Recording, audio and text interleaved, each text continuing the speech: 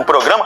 E para quem pensa que hoje não tem notícia, dia 31 de dezembro, ó a notícia do dia: Arrasca, melhor jogador sul-americano do mundo.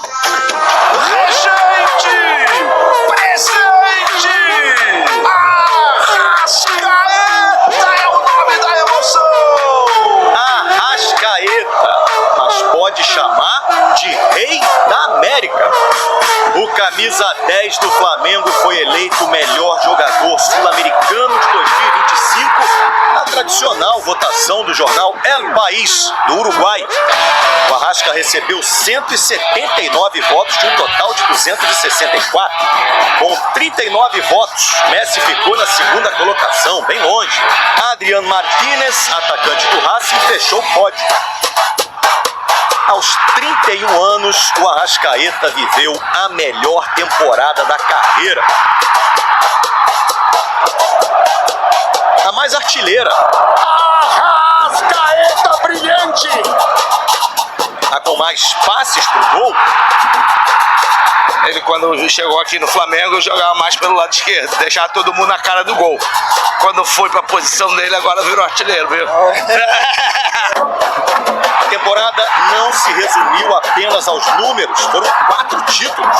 Teve a Supercopa do Brasil, o Campeonato Carioca, o Brasileirão e a Comebol Libertadores. O clube de regatas do Flamengo conquista a América pela 4ª vez! Arrascaeta foi eleito o melhor jogador da Liberta e do Brasileirão também. No Brasileiro, foi o líder de assistências e o vice-artilheiro. Esse ano a equipe toda seguiu a missão dele. Talvez ele seja o jogador mais ambicioso que eu tenho no elenco. Um cara que quer mais e mais, quer conquistar, quer ganhar, não para por aí, quer fazer história, quer continuar fazendo história.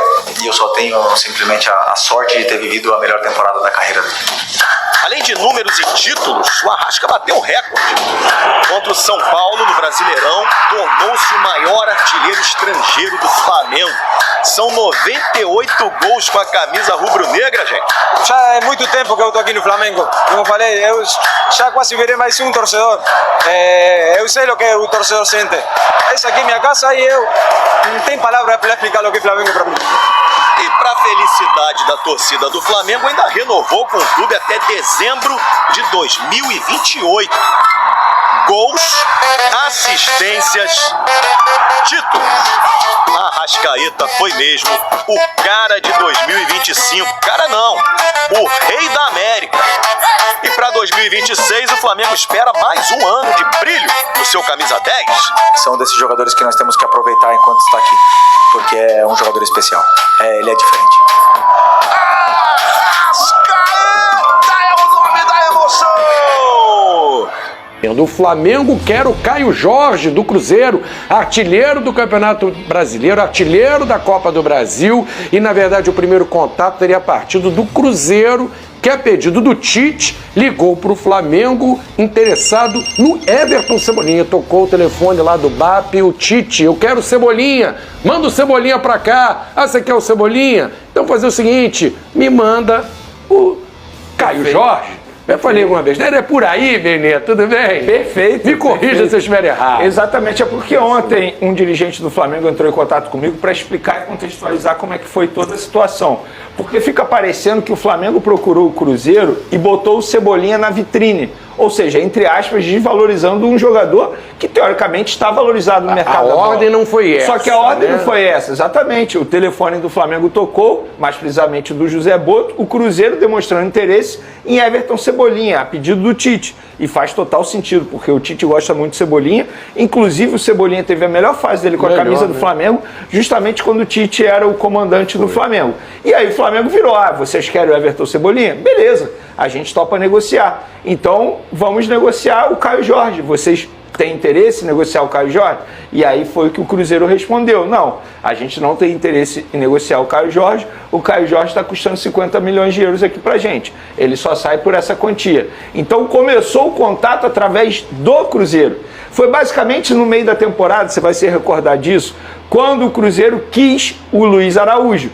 E aí saiu o noticiário que o Flamengo estava atrás do Matheus Pereira. Na verdade, foi a mesma situação. Eles quiseram o Luiz Araújo. Aí o Flamengo respondeu, beleza, vocês topam negociar o Matheus Pereira? E foi basicamente Na isso que época até o aconteceu. Matheus Pereira era o principal do Cruzeiro. Perfeito. Hoje é o Caio Jorge. Hoje é o Se Caio é pra Jorge. escolher um do Cruzeiro, hoje eu fico com o Caio Jorge. E eu acho que assim, o Caio Jorge se encaixaria ao estilo de jogo, a gente já mencionou isso aqui ontem, se encaixaria. Eu acho que o Flamengo precisa de uma contratação como essa, um centroavante com características do Felipe Luiz. Então partiu do Cruzeiro. E aí o Flamengo cogitou essa situação. E até o momento nenhum avanço. O Flamengo toparia dar um valor, mas cedeu o Cebolinha, o que faz total sentido também.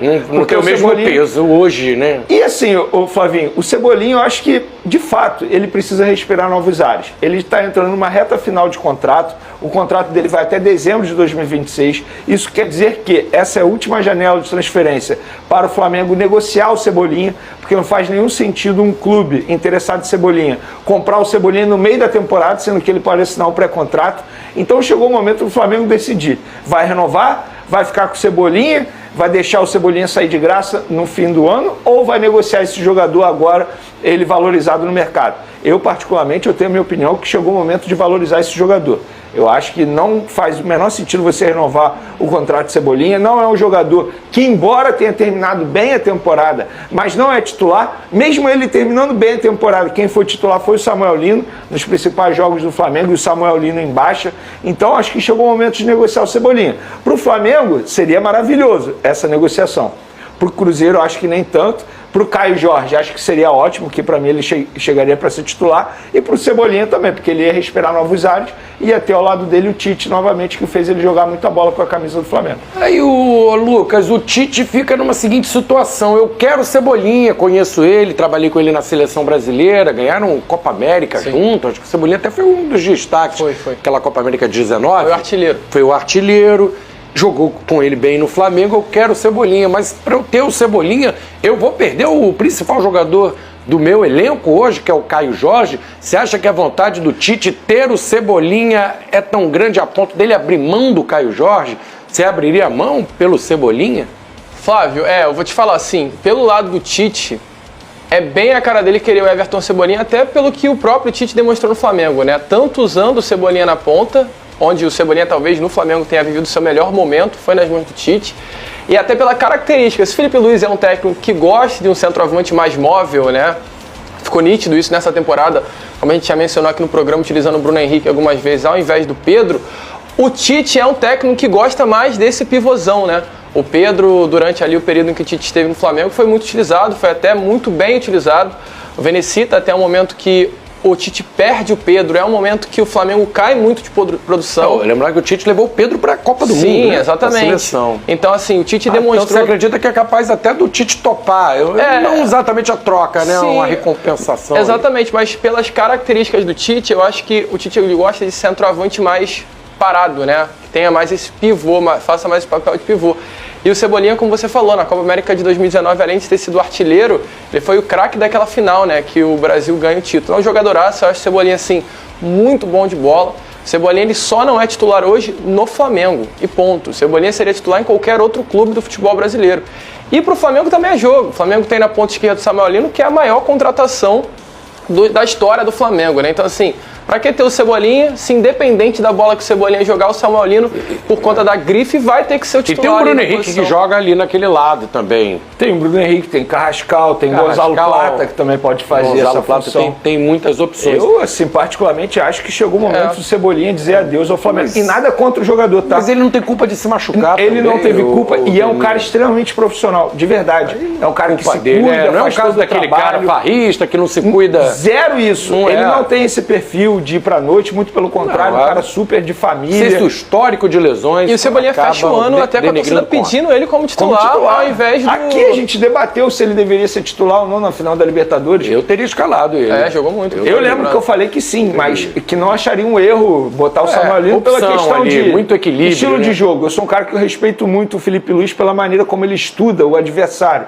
Então, assim, eu nunca vou considerar um erro da parte do Felipe Luiz. A gente pode debater se vai dar certo ou não a escolha dele. Mas se botasse o Cebolinha também, não seria nenhum absurdo. E repito, Para mim, o Cebolinha, como atacante, é mais atacante que o Samuel Lino. Mas eu respeito demais o Felipe Luiz por conta disso. Porque hoje não é apenas você ter habilidade, você também tem que saber jogar sem a bola. Eu acho que o Samuel Lino, sem a bola, cumpre mais funções que o próprio Cebolinha. Então, chegou o momento do Flamengo aproveitar essa fase dele valorizada no mercado, muitos clubes querendo, por exemplo, a galera do GE soltou do interesse do Fluminense. É verdade, de fato o Fluminense ligou, mas não, ele não tem interesse em deixar o Flamengo ir para um rival aqui no futebol carioca.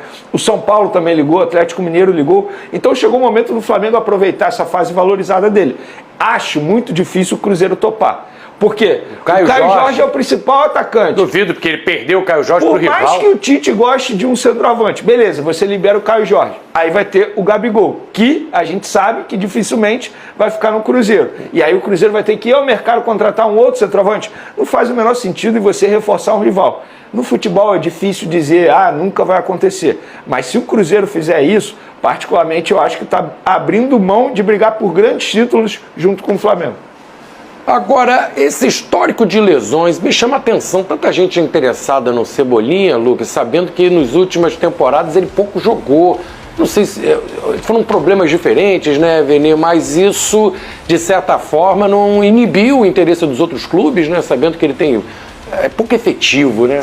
Cebolinha é um jogador que muda jogo. E quando eu lembro muito do Cebolinha entrando na segunda etapa também, ele é um jogador de composição de elenco muito bom. É um jogador bom para ter no grupo. E volto a repetir, o Cebolinha hoje ele é um jogador que só não é titular no Flamengo, de fato. As lesões atrapalham, sem dúvida nenhuma, mas o Cebolinha entrando num ritmo legal, o Cebolinha conseguindo ter continuidade, cara, tem tudo aí para ser um dos principais extremos assim, do futebol brasileiro. Eu gosto muito do Cebolinha, Flávio, muito, assim, um jogadoraço, assim. Eu também. Eu fui muito a favor. Inclusive, eu comemorei muito a contratação dele na ocasião. Inclusive, a contratação dele foi junto com a lesão do Bruno Henrique. Vocês se lembram disso? Do joelho? Tanto é que a gente até comentou aqui no programa, a sorte do Flamengo foi que já tinha contratado o Cebolinha. E aí, logo depois veio a lesão do Bruno Henrique no joelho, ele passou por cirurgia, então ele chegou para suprir a ausência do Bruno Henrique. Eu comemorei demais a contratação, mas de fato, assim, no fim das contas, não deu certo. Ele não conseguiu entregar aquilo que se imaginava dele e pelo alto custo, porque o Flamengo pagou quase 100 milhões de reais para contratar o Cebolinha. Mas não foi culpa do Flamengo, não foi culpa dele. Infelizmente, ele acabou tendo lesões graves que acabaram marcando. Por exemplo, uma foi no tendão. Foi quando justamente ele vivia o melhor momento dele pelo Flamengo. Segundo informações do jornalista Miguel Júnior, o Flamengo está no mercado em busca da contratação do atacante Marcos Leonardo, nome que agrada bastante tanto ao presidente BAP quanto ao técnico Felipe Luiz. Internamente, o jogador é visto como um perfil ideal para o modelo de jogo que a comissão técnica pretende implementar, principalmente por suas características de intensidade, mobilidade e forte capacidade de pressionar a saída de bola dos zagueiros adversários. Felipe Luiz entende que o time precisa de um atacante moderno que participe ativamente da marcação desde o primeiro terço do campo, incomode a defesa rival durante todo o jogo e ajude a equipe a recuperar a bola mais rapidamente. Marcos Leonardo se encaixa exatamente nesse perfil, sendo um atacante que não fica preso apenas à área, se movimenta bem, ataca espaços e demonstra muita entrega tática. Além disso, trata-se de um jogador jovem, com grande potencial de evolução e que ainda tem ambições importantes na carreira. Um dos grandes objetivos de Marcos Leonardo é disputar uma Copa do Mundo e o entendimento do Flamengo é que, atuando em alto nível com a camisa rubro-negra, disputando grandes competições e tendo protagonismo, suas chances de entrar no radar da seleção brasileira aumentam consideravelmente. A diretoria vê a possível contratação como um investimento esportivo e estratégico, unindo desempenho imediato e valorização futura. Diante desse cenário, o Flamengo trabalha com a intenção de apresentar ao atacante uma proposta de contrato com duração de 4 anos, apostando na continuidade do projeto e na identificação do jogador com o clube, acreditando que Marcos Leonardo pode se tornar uma peça importante no elenco e no novo ciclo que está sendo planejado. Agora eu quero saber a opinião de vocês. Marcos Leonardo será um grande reforço para o Flamengo? Chegaria para ser titular no Flamengo? Sim ou não? Deixe sua opinião no comentário. Não esqueça de curtir o vídeo e inscreva-se no canal para não perder nada do Flamengo. Até a próxima e saudações rubro-negras.